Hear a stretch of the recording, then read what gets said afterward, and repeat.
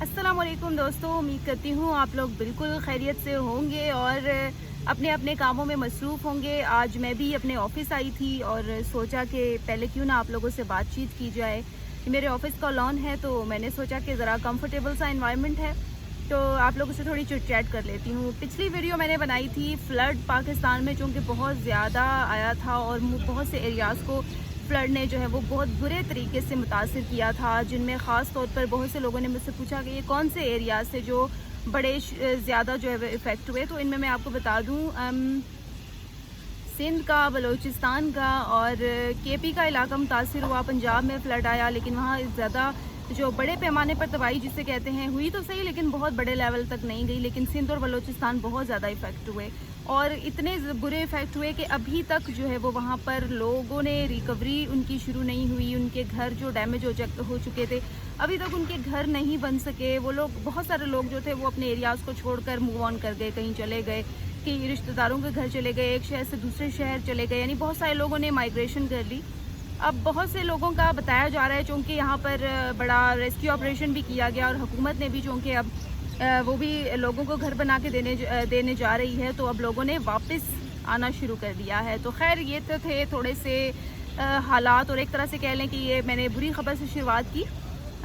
सबसे पहले मैं अपने दोस्तों को, ख़ास तौर पर हीरा वंशी को थैंक यू कहूँगी कि जो मेरे साथ कनेक्टेड रहती हैं और हमेशा मेरा हाल अहवाल पूछती हैं। और दूसरा, बाकी भी दोस्त हैं और वो भी कनेक्टेड रहते हैं। अतहर हैं, इसके अलावा आलोक हैं, काफ़ी जो लोग हैं वो मेरे से कनेक्टेड रहते हैं और अच्छे अच्छे कमेंट्स करते हैं। तो ये है कि कुछ पर्सनल बातें भी ओपनली पूछ लेते हैं, लेकिन ये कि ये मैं रिक्वेस्ट करूँगी कि ऐसे कमेंट्स आप लोग पब्लिकली ना किया करें, इनका इम्पेक्ट अच्छा नहीं होता। इसके अलावा मैं आप लोगों से ये कहना चाही थी, मैं खुशी सेलिब्रेट करना चाह रही थी, वो ये कि पाकिस्तान इंग्लैंड के साथ, आपको पता है T20 सीरीज़ चल रही थी, तो फाइनली कराची से वो सफ़र ख़त्म हो चुका है। 4 मैचेस थे, 2-2 की सीरीज़ से बराबर हुए, 2 इंग्लैंड ने जीते, 2 पाकिस्तान ने जीते। पहला मैच जो है वो इंग्लैंड ने जीता, उसके बाद फिर पाकिस्तान ने जीता।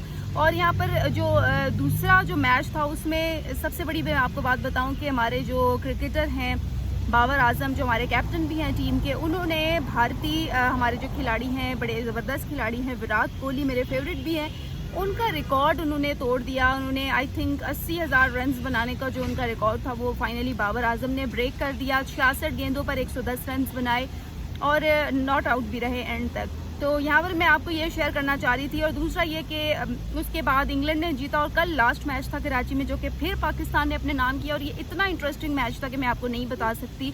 बिल्कुल वो वाली सिचुएशन थी। खैर, इंडिया पाकिस्तान के मैच का तो कोई मुकाबला नहीं है, लेकिन कल के मैच में वो थोड़ी बहुत सिचुएशन हमें देखने को मिली, जब बिल्कुल लास्ट ओवर चल रहा था और हमें नहीं पता था कि पाकिस्तान हार रहा है कि जीत रहा है। लेकिन एट दी एंड थोड़ा सा बीपी अप एंड डाउन होने के बाद फिर हमें पता चला कि पाकिस्तान ने फाइनली जो है वो मैच अपने नाम कर चुका है। खैर, बड़ा टफ मैच था और उस मैच के बाद फ़खर जमान ने, हमारे जो प्लेयर हैं, उन्होंने बल्कि स्टेटमेंट दी कि हमारा जो मैच है वो कमज़ोर दिल के अफराद ना देखा करें। ये बड़ी अच्छी बात है और ये वाकई ऐसा होना चाहिए। ख़ास तौर पर इंडिया का पाकिस्तान का मैच और ख़ास तौर पर जो इस तरह के मैचेस होते हैं, इसमें ऐसे मोमेंट्स आते हैं, तो मैं भी कहूँगी यार कमज़ोर दिल के अफराद नहीं देखा करें, क्योंकि बड़ा बुरा होता है। हम जैसे लोग तो देख सकते हैं, हम लोग हार भी ऑब्जर्व कर लेते हैं, जीत भी हम लोग सेलिब्रेट कर लेते हैं। लेकिन कुछ लोग ऐसे होते हैं जो जीतते हैं तो भी वो बहुत ज़्यादा एक्सप्रेस कर लेते हैं और हारते हैं तो वो बहुत ज़्यादा सर पे सवार कर लेते हैं। तो ये चीज़ें नहीं होनी चाहिए मेरे ख्याल से। हमेशा मैं कहती हूँ कि जीत एंड हार is a part of game. तो बेसिकली ये था। अब हमारा जो सफ़र है कराची में तो ख़त्म हो गया।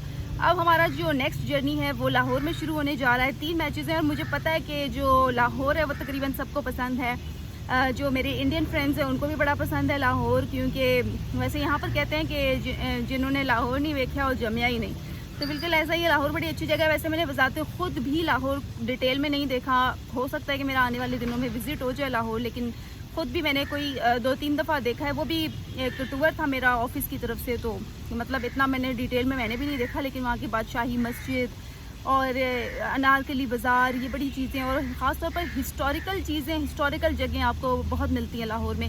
तो ये तो थोड़ी सी विज़िट्स की बात थी, लेकिन मज़े की बात ये थी कि हमारा जो कमिंग मैचेस हैं वो हमारे अब होने जा रहे हैं लाहौर में। 3 मैचेस होंगे और अगर पाकिस्तान 3 में से 2 भी जीत जाता है तो डेफिनेटली कप पाकिस्तान का होगा। आप देखते हैं कि पाकिस्तान अपनी कितनी अच्छी कारकर्दगी दिखाता है। ऑफ कोर्स जो रिजवान है, मोहम्मद रिजवान, वो तो अच्छा खेल रहे हैं और एंड तक पिच पे भी डटे रहते हैं और अच्छा स्कोर भी करते हैं, आउट हो जाते हैं। बाबर आजम बड़े अच्छे प्लेयर हैं, उनको कभी कभार उनका बल्ला नहीं चलता, लेकिन हम उनको जो है वो बिल्कुल डाउन नहीं कह सकते। प्लेयर ऐसा ही होता है, कभी चल जाए बल्ला तो ठीक, नहीं भी चलता तो खैर उसमें हम प्लेयर की जो अहलियत है उसको वो नहीं कह सकते, डिग्रेड नहीं कर सकते। तो खैर हमारा आने वाला जो जर्नी है वो अब लाहौर में शुरू होने जा रहा है, जो कि बड़ी अच्छी जर्नी रहेगी। और वहाँ पर लाहौर में स्टेडियम की बात करें तो तैयारियाँ मुकम्मल कर ली गई हैं, पिचेस तैयार कर ली गई हैं, रंगो रोगन कर लिया गया है। स्टेडियम में कुर्सियाँ जो है वो ठीक तरीके से उनका जो सिस्टम था वो कर लिया गया है और स्टेडियम को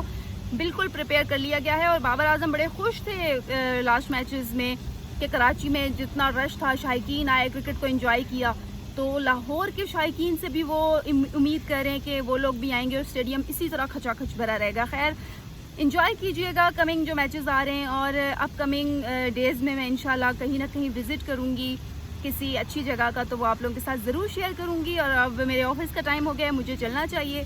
इसी के साथ ही मुझे इजाज़त दीजिए और अपना बहुत सारा ख्याल रखिएगा। अल्लाह हाफिज़।